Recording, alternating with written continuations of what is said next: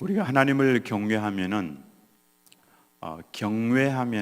반드시 따라오는 것이 있는데 여호와 하나님께서 주시는 복입니다. 경외는 복과 바로 연결이 되어 있습니다. 성경 말씀 경외가 나오는 구절을 찾아보면은 바로 아실 수가 있을 겁니다. 그래서 여호와를 경외하는 자는 어떤 식으로든지 하나님께 복을 받습니다.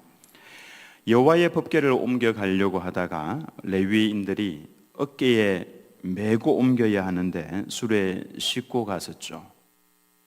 그래서 타작마당에서 소가 뛰니까 레위인이었던 이 우사가 딱 잡습니다. 법궤를 딱 잡는 그 순간에 하나님께서는 우사의 잘못함으로 인하여 그를 그 자리에서 죽이셨다라는 말씀을 지난주에 살펴보았습니다.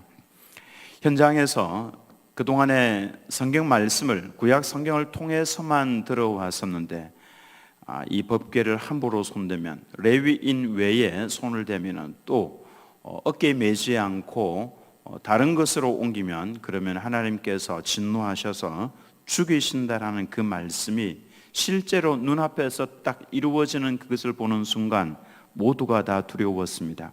다윗도 두려워서 그 법궤를 다윗성 자기 성으로 옮겨가지 못했습니다. 대신에 레위인 오벳 에돔의 집으로 이 법궤를 옮겨가도록 했죠. 그래서 이번에는 수레에 싣지 않고 어깨에 메고 오벳 에돔의 집으로 법궤를 모셨습니다. 동료 우사의 죽음을 눈앞에서 보았기 때문에 이 오벳 에돔도 사실은 굉장히 두려웠죠. 그래서 집에 가장 좋은 곳에 여호와의 법궤를 모셨을 겁니다. 그리고 그때부터 자연스럽게 이들에게 일어난 것이 바로 여호와 하나님에 대한 경외감이었습니다. 경외. 이 경외라고 하는 것은 하나님을 사랑하는 것이고 또 하나님을 두려워하는 것입니다. 우리가 하나님을 대할 때 이 두 가지를 반드시 가지고 대해야 합니다. 하나는 사랑이고 하나는 두려움입니다. 예수님의 십자가에서 하나님께서는 이 두 가지를 다 보여주셨습니다. 하나님께서 우리를 얼마나 사랑하시는지에 대해서, 그리고 또 하나님이 얼마나 두려운 분인가에 대해서, 죄에 대해서는 추호도 용납을 하지 아니하시고 그에 대해서 대가를 받으시는 하나님. 그래서 하나님의 아들 예수님이라 할지라도 우리 인류의 죄를 짊어졌을 때에 하나님께서는 예수님 위에 하나님의 저주를 다 쏟아 부으셨습니다. 하나님의 저주를 쏟아 부었다 그러면 여러분 어떻게 하나님이 그리 하실 수 있을까? 죄이기 때문에 그런 겁니다. 죄에 대해서 하나님께서는 그렇게까지 심판을 하실 정도로 그렇게 악하게 생각을 하시는 겁니다. 그래서 십자가는 하나님에 대한 사랑과 또 하나님에 대한 두려움, 이 두 가지가 다 공존을 하고 있는 곳이 바로 이 십자가죠. 마찬가지로 우리가 하나님을 대할 때에는 이 두 가지 자세를 반드시 가지고 있어야 합니다. 사랑과 두려움. 이 두 가지를 가리켜서 두 글자로 경외라고 말씀을 할 수가 있습니다. 잘못하면 사람이 죽을 수도 있는 이 여호와의 법궤를 모시면서 그때부터 오벳 에돔과 그의 온 집안이 다 하나님을 경외했습니다. 그렇게 딱 석 달을 하나님을 경외했을 때에 하나님께서는 오벳 에돔과 그의 온 집에 복을 주셨습니다. 이 경외라는 말씀은 하나님을 사랑하기 때문에 하는 것이고 하나님을 두려워하기 때문에 조심하는 것을 말합니다. 즉 우리의 말과 행동에 하나님에 대한 사랑과 두려움 때문에 제약을 받는 것이죠. 하나님께서는 그러한 성도를 정말로 사랑하십니다. 오늘날 성도들의 문제점이 무엇입니까? 우리의 문제점이 무엇입니까?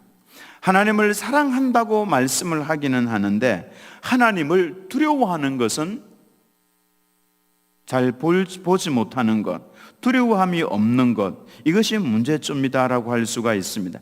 하나님을 마치 인심이 좋은 이웃집 할아버지 정도로 생각을 합니다. 아니면은 내가 이렇게 하든지 저렇게 하든지 하나님께서는 무조건 잘 대해 주시는 부모님과 같은 그 정도로 생각을 하는 것 같은데 전혀 그렇지 않습니다. 성경은 사랑과 공의의 하나님, 이 두 양면성을 똑같이 보여주고 있습니다. 오히려 하나님의 사랑, 이 사랑보다도 하나님의 공의 측면이 역사를 보면 더 많이 나와 있는 것 같은 착각이 들 정도로, 그 정도로 사랑과 공의가 같이 가고 있는 것을 볼 수가 있죠. 오벳에돔과 그의 온 집이 이처럼 하나님을 경외하니까 온 집에 복을 주셨다라는 소식을 다윗이 들었습니다. 그제서 다시금 정신이 번쩍 들어서 다윗이 일어났죠. 이 오벳에돔의 집을 보면서 우리는 우리 자신들이 하나님을 경외해야 되고요, 우리의 자녀들이 또한 여호와를 경외할 수 있도록 도와주어야 합니다. 여호와 하나님을 경외하도록 본을 보여주어야 되고, 또 그들을 위해서 그렇게 기도해 주어야 합니다. 그게 자녀들을 위해서 해줄 수 있는 최고의 축복이다라고 생각을 합니다. 다윗이 오벳에돔의 집에 이처럼 여호와를 경외하면서 복을 받았다라고 하는 것을 듣고 난 다음에 바로 일어났죠. 12절 말씀에 어떤 사람이 다윗 왕에게 아뢰어 이르되 여호와께서 하나님의 괴로 말미암아 오벳에돔의 집과 그의 모든 소유에 복을 주셨다 한지라. 이제 들은 거죠. 다윗이 가서 하나님의 괴를 기쁨으로 메고 오벳에돔의 집에서 다윗 성으로 올라갈세. 이제 처음 그 큰 국가적인 행사를 할 때와는 조금 달랐던 면이, 하나님의 괴를 기쁨으로 어깨에 메었죠. 그리고 다윗 성으로 올라가는 이 부분이 조금 달랐습니다. 하나님의 괴는 하나님의 임재를 상징해 주는 거죠. 이 법궤는요, 그냥 성경에서는 그냥 하나님으로 번역이 되어 있는 곳도 있습니다. 그 정도로 하나님의 임재하심을 보여주는 성물이 바로 이 여호와의 법궤였습니다. 하나님을 모시는 이 일에는 우리가 뒷전이 되어서는 안 되고 누구보다도 앞장을 서야 합니다. 천지를 창조하신 그 크신 하나님께서 작고 작은 나를 사랑하시고 또 복을 주시는 이 모습을 다윗이 보면서 얼마나 사모하면서 바라보았는지, 이제 이 법궤를 모시고 오면서 메고 오면서 그가 얼마나 기쁘는지 모릅니다. 그래서 다윗은 제사장들이, 이 레위인들이 어깨 딱 메고 6걸음을 옮겼을 때에 잠깐만 멈추라고, 더 막 가는 것을 참지를 못하고 멈추라고, 그리고는 그 앞에서 하나님 앞에 기쁨의 제사를 지냈습니다. 기뻐서 어쩔 줄 몰라는 다윗의 모습이죠. 그리고는 힘을 다하여 춤을 춥니다. 온 족속이 즐거이 나팔을 불면서 여호와의 궤를 메어 올렸습니다. 그야말로 기쁨의 잔치 자리였죠. 하나님을 경외하며 섬길 때에는 기뻐하면서 즐거이 불러야 합니다. 여기 말씀에 기뻐 즐거이 부르며 무엇을 불렀겠습니까? 그러니까 노래를 부른 거죠. 찬송을 한 겁니다. 하나님께서는 곡조 있는 노래를, 찬송을 기뻐하십니다. 또 악기까지 동원을 해서 하나님을 찬양하는 것을 기뻐하십니다. 그러니까 하나님께서는 그 자리에 임재하시는 거죠. 오죽했으면 하나님께서는 이 백성은 내가 나를 위하여 지었는데 나를 찬송하도록 하기 위해서 지었다. 찬송이 무엇입니까? 곡조가 있는 노래 아닙니까? 하나님을 칭송하는 겁니다. 하나님을 노래하는 것이죠. 악기를 연주하면서 하나님을 찬송할 때, 여러분은 노래하는 성도가 좋습니까? 아니면 인상 쓰고 있는 성도가 좋습니까?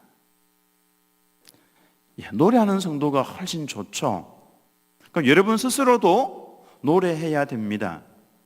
100세가 되신 장로님이나 권사님도 노래해야 돼요. 근데 그분들이 노래하는 것을 보면 그거 자체가 굉장한 은혜가 됩니다. 왜 그러냐 하면은 우리는 본래 사명이 하나님을 노래하도록 창조가 되었기 때문에 그런 겁니다.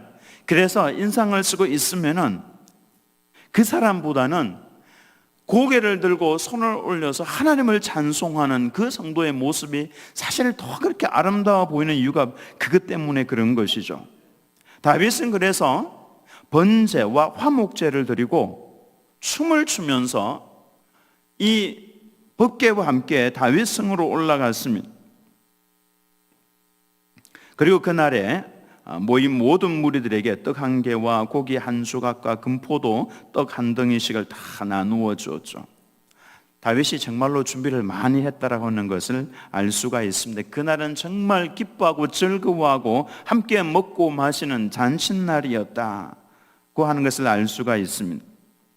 이렇게 하나님의 일을 할 때는 꼭 장애물이 발생을 합니다. 언제나 함께 기뻐하고 즐거워하며 하나님 바라보면서 헌신하는 성도가 있는 반면에 딱 그 옆에서 비판자가 붙어 있는 것이죠. 늘 언제나 늘 그래왔던 것 같습니다. 16절 말씀해 보니까 여호와의 궤가 다윗 성으로 들어올 때에 사울의 딸 미갈이 창으로 내다보다가 다윗 왕이 여호와 앞에서 뛰놀며 춤추는 것을 보고 심중에 그를 업신여기니라. 드디어 여호와의 법궤가 막 나팔을 불면서 춤을 추면서 기뻐하고 즐거운 노래를 부르면서 다윗 성에 드디어 입성을 했습니다. 만약에 여러분들이 그 다윗 성에, 그 예루살렘 성에 있는 주민이라면은 그 상황에서 여러분들은 어떻게 할 것 같습니까? 어떻게 할 것 같습니까? 뛰쳐나와야죠. 그게 정상 아닙니까? 길가로 다 뛰쳐나와서 함께 박수하고 함께 노래하고 함께 춤을 추고 그게 정상 아닙니까? 물론 저야 뭐 춤을 잘 못 추니까 춤추는 것 대신에 박수 쳤겠죠, 그죠? 아까 우리 찬양할 때에 오늘 팀원들이 참 아름답게 춤도 추면서 찬양을 하는 모습 보면서 그 모습 보는 중에 막 마음속에 기쁨이 솟아올라오는 것을 경험을 했습니다. 그러니까 모든 사람들이 다 나와서 환호성을 지르면서 드디어 빼앗겼던 그 여호와의 법궤, 잃어버렸던 여호와의 법궤 드디어 찾아왔다고 막 환호성을 질러야 되는데 이 사울의 딸 미갈이 뛰놀며 다윗이 춤추는 모습을 보면서 심중에 업신여겼습니다. 그것도 어디에서 쳐다보았냐면은 창으로 내다보다가 감흥도 없고요, 여호와의 법궤가 들어오고 있는데 기쁨도 없고 즐거움도 없고 마음속에는 그냥 업신여기는 마음, 그 마음만 딱 가지고 바라보고 있는 겁니다. 뛰쳐나와서 함께 기뻐하고 즐거워하며 노래를 해야 이게 정상적인 하나님의 백성의 모습인데 그렇지 않죠. 이 마음속에 업신여기는 마음을 딱 가지고 있는 겁니다. 하나님에게는 관심이 없었습니다. 이런 성도가 되어서는 안 된다라고 하는 것입니다. 정말로 중요한 것은 하나님을 찬양하는 마음이죠. 하나님을 기뻐하는 마음입니다. 춤을 추면서 노래를 부르며 그 마음 가운데 하나님을 향한 마음을 가지고 있으면 되는 거죠. 근데 미갈은 무엇을 보고 있었습니까? 하나님을 바라보고 있는 것이 아니라 다윗을 바라보고 있죠. 다윗을 바라보면서 다윗의 흠집을 찾아내기 위해서 이렇게 쳐다보고 있는 겁니다. 계집종의 눈앞에서 어떻게 왕이 자신의 옷이 흘러내려가는 것도 모르고 춤을 추느냐, 관심이 딴 데 가 있는 것이죠. 다윗의 관심은 오로지 하나님을 찬송하는 데 가 있었습니다. 반면에 미갈은 남편을 비판하는 데 가 있었죠. 우리는 본질을 놓쳐서는 안 됩니다. 본질을 놓쳐버리면 비본질에 집중을 하게 되고 그러면 쓸데없는 에너지를 자꾸만 쏟게 되는 겁니다. 엉뚱한 데 쏟게 되는 것이죠. 이 기쁜 시간에, 이 즐거운 시간에, 이 하나님을 예배하는 시간에 이 본질이 하나님 아닙니까? 그 하나님을 딱 바라보고 있으면 박수를 치면서 찬송을 하든 손을 들고 찬송을 하든 점잖하게 찬송을 하든 상관이 없는 거죠. 본질인 하나님에게 집중하면 되는 것인데 비본질은 엉뚱한 데 관심을 가지면 어떻게 됩니까? 근데 이거 조심하셔야 됩니다. 비본질인 엉뚱한 데 관심을 가지고 하나님을 바라보면서 찬송하고 있는 성도를 비난을 하면 어떻게 됩니까?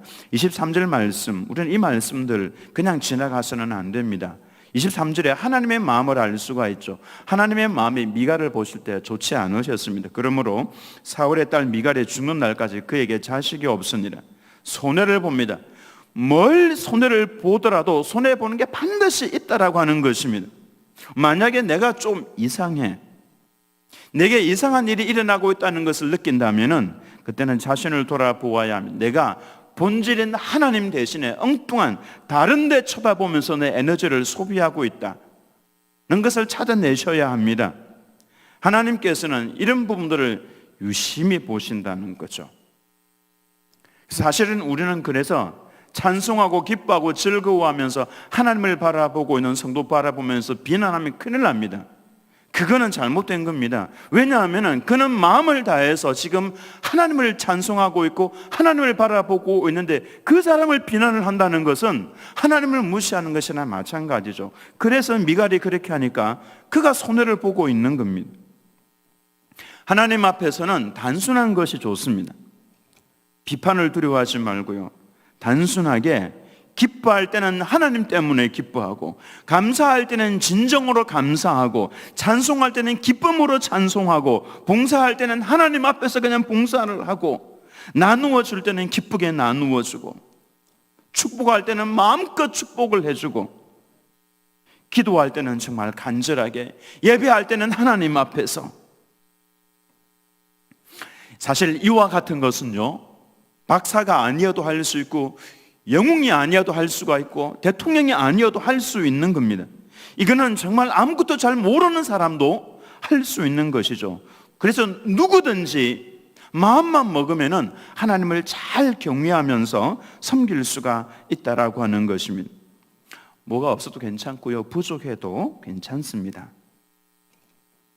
세상은 이런 단순하고 이런 사람을 가리켜서 요즘 보통 순진하다, 이렇게 약간 비꼬는 투로 순진하다, 그냥 누구나 순진해질 수는 있습니다.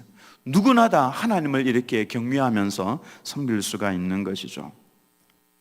하나님께서는 세상은 손가락질할지 모르지만은 사람이 어찌 그리 단순하냐, 하나님은 그렇지 않습니다.